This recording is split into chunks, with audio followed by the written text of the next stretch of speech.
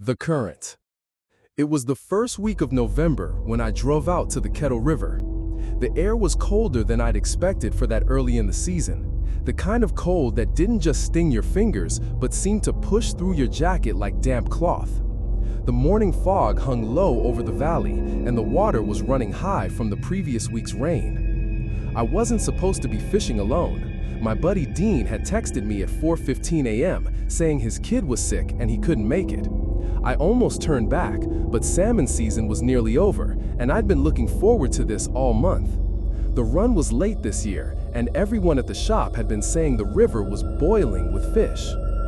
By the time I parked at the pull-off and hauled my gear down to the gravel bar, it was barely light enough to see. The fog on the river was so thick it felt like I was stepping into something alive. I cast into the current a few times before I noticed it. A shape, maybe 30 feet upriver, just sitting in the eddy near the far bank. I thought it was a branch caught in the current, but it didn't spin, didn't shift. It just stayed there, breaking the surface slightly, as though something beneath was holding it steady. I waded in up to my knees, the cold numbing my legs instantly, and kept fishing. Every few casts, I'd glance upstream. The shape was still there. Around 8 o'clock, the fog started to burn off, and I could see better. That's when I realized it wasn't a branch. It was the top of a head, pale, almost bluish, with wet hair plastered to it, just floating. I froze. It didn't drift down toward me, didn't sink, just sat there. "Hey," I shouted, my voice too loud in the still air. "You okay?" Nothing. I pulled my phone out to call someone, but there was no signal. I started moving upriver toward it, keeping to the gravel where I could. But the minute I stepped around the bend for a better angle, it was gone. The rest of the morning, I couldn't focus on fishing. Every shadow in the water looked like it was watching me. A few salmon thrashed near my boots, their bodies scarred and pale from the spawn, and even that made me jump. Around 11, I was about to pack it in when I saw the head again, this time downstream, in the slow water behind a cluster of boulders. Same pale skin, same dark hair. I waded toward it, half expecting to bump into a log beneath the surface. But when I was 10 feet away, it rolled slightly in the current. I saw part of a face, an eye clouded over, lips pale and swollen. And then it slipped under, leaving only ripples. The water wasn't deep there. I should have been able to see the bottom, but all I saw was dark green, like looking into a bottomless hole. By the time I made it back to the gravel bar, clouds had rolled in. The air had that metallic taste it gets before snow. I decided I'd make one last cast and leave. The lure hit the water, and immediately I felt weight. Not the thrashing pull of a fish, but something heavy, dragging slowly. I thought I'd snagged a branch, but then the line started to move upstream. I tried to reel in, but the drag screamed and the rod bent like it was about to snap. The thing kept moving against the current, slow but unstoppable. And then, the line went slack. I reeled frantically, expecting to find nothing but a bare hook. Instead, my lure was gone, the line frayed like it had been cut against stone. That's when I heard it, a splash, maybe 50 feet away, followed by a sound I'll never forget. A wet gasp, like someone taking their first breath in minutes. The light was fading fast, and I knew I had a long walk back to the truck. I was halfway through packing my gear when I saw movement upriver. The pale head was back, closer this time, drifting slowly toward me. I told myself it was the current bringing a body downstream, but the water here didn't move like that. The eddy spun everything back upriver. The head floated to within 20 feet and stopped. The face turned toward me. Its mouth opened, not like a gasp this time, but wide, far too wide. "Dean," it said, my friend's name. The voice was low, gurgling, but clear. I ran, didn't bother reeling in my second rod, didn't look back. The sound of water followed me, not splashing, but the steady sound of something moving through it, matching my steps. I didn't stop until I was at the truck, hands shaking so badly I dropped the keys twice. As I slammed the door shut, I looked back toward the river. The fog had rolled in again, and in the center of the gravel bar where I'd been standing, the pale figure was there, half submerged, watching. I left everything, my rods, my tackle box. I've never gone back to that stretch of river. Dean swears he never told anyone where we were going that day, but somehow, whatever was in that water knew his name. 30 miles out. It was late July when I booked the trip. I'd been meaning to get offshore all summer, but work kept getting in the way. The charter was a last-minute cancellation slot, a 6-hour tuna run out of a little harbor on the Oregon coast. There were supposed to be 4 of us going, plus the captain and his deckhand. But when I got to the dock at 4:45 a.m., it was just me, Captain Laird, and a guy named Mitch who looked like he hadn't slept in 2 days. "Guess it's just us 3, Laird said, stepping down into the boat. "Should make for a quieter day." Quieter. That wasn't what I was looking for. I liked the chatter of a full boat, the distraction from the rolling waves and the miles of nothing. The boat, Second Wind, was small, barely 30 feet. Once we cleared the jetty and the morning fog burned off, the land disappeared fast.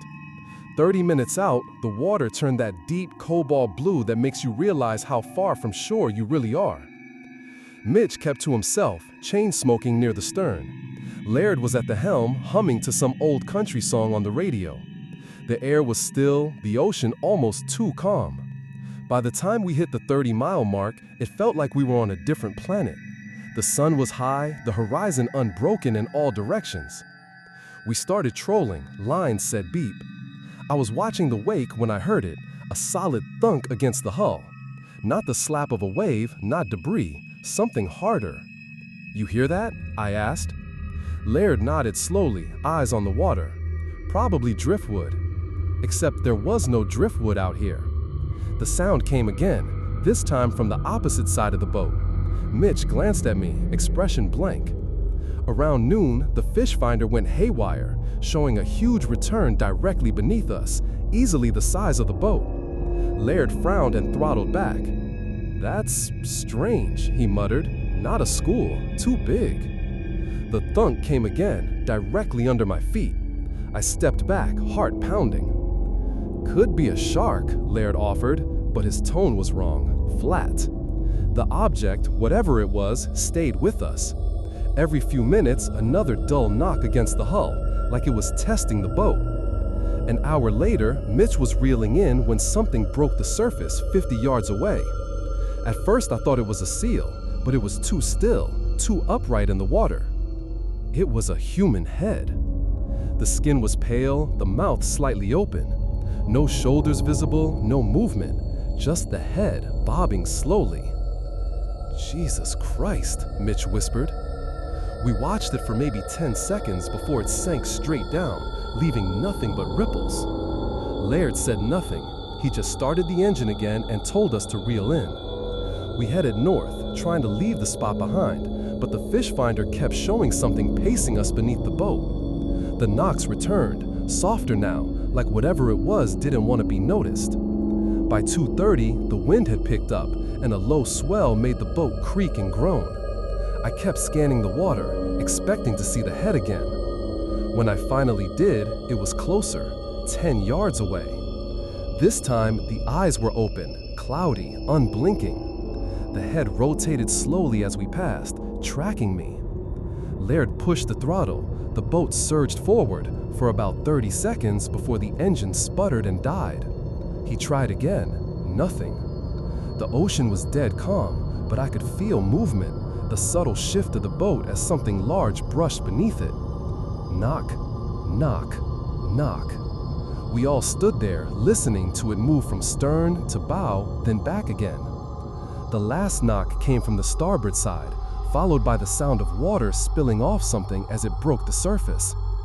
I turned and froze. A hand, gray, bloated, the nails black, gripped the gunnel. Another followed. They pulled something up just high enough for me to see its face. It was the head we'd seen before, but the mouth was open wider now, as if stretching.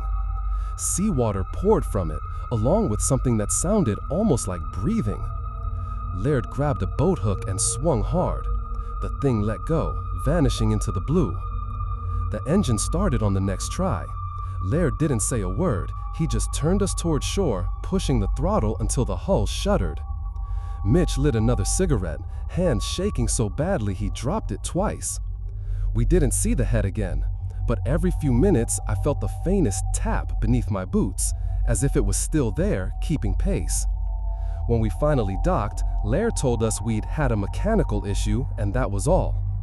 I checked the news that night. No reports of missing people, no recovered bodies. But every time I think about that 30-mile stretch of water, I wonder if that head is still out there, circling, waiting for another boat to drift too far from shore. Ice run. It was January in northern Minnesota, and the cold had a way of swallowing sound. The kind of cold that made your eyelashes stick together and your breath feel like it froze in your throat. My cousin Ray had been ice fishing the Back Bays since before I was born. Every winter, he'd drag his shack out onto Birch Hollow Lake, a dark little patch of water hidden in the pines. That year, he convinced me to go with him for an overnight. We left the truck at the public access and drove his battered snowmobile across the ice, pulling a sled loaded with a propane heater, auger, and just enough beer to make the night feel less empty. Even with the engine running, the lake felt still. No wind, no animal sounds, nothing but the distant crack of ice shifting under its own weight. Ray called them pressure songs.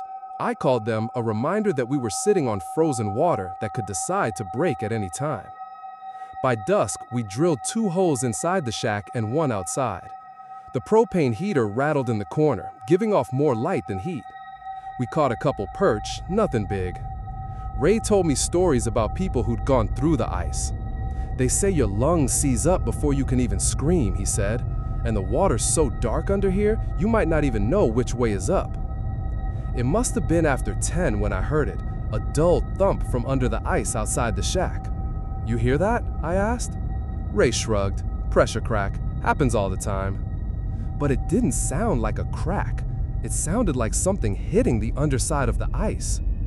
A few minutes later, it came again, this time closer to the outside hole. I was jigging near the outside hole when something moved beneath it, a shadow, slow and deliberate, gliding just under the surface. It was too big for a fish, too smooth in its motion. I leaned closer, trying to make out the shape, but the ice was cloudy. The shadow stopped directly under me. I swear I saw fingers. Then it slid away into the dark. Around midnight, Ray crawled into his sleeping bag and told me to keep an ear out for the heater. I stayed up, listening to the occasional pop of the ice. At some point, I heard a sound from outside, faint but clear enough to make my blood go cold. It was my name. Not shouted, whispered, drawn out, like whoever it was didn't want to be heard by anyone else. I unzipped the door and stepped into the still air. The lake stretched out, empty in every direction. The moon was just a sliver behind the clouds. The voice came again, from somewhere near the outside hole. I walked toward it, boots crunching on the snow-dusted ice. I stopped a few feet short of the hole, listening. Something moved under the ice. A pale shape pressed up against it, just for a second. A face. The eyes were open, looking right at me. The mouth moved. Before I could react, the ice under my feet groaned and gave way. One leg plunged into freezing water up to my hip. The shock was so violent I couldn't breathe. I scrambled backward, dragging myself onto solid ice. When I looked back at the hole, the face was gone. I didn't sleep. Every few minutes, I heard faint tapping from beneath us, sometimes in bursts, sometimes a single knock that echoed through the ice. Once, I thought I saw the shadow pass beneath the inside hole, but when I shined my headlamp, there was nothing there. By dawn, my leg was still numb. Ray didn't believe me about the face. He said I must have seen my own reflection. When we packed up, I glanced once more at the outside hole. A strand of black hair was frozen into the edge of the ice. I told Ray, but when he looked, it was gone. I've been back to Birch Hollow in the summer, paddling over the same spot in a canoe. The water is almost black, even at midday. You can't see more than a foot down. Sometimes, when it's very still, I swear I hear a faint knock from below the hull. Just once, like someone letting me know they're still down there.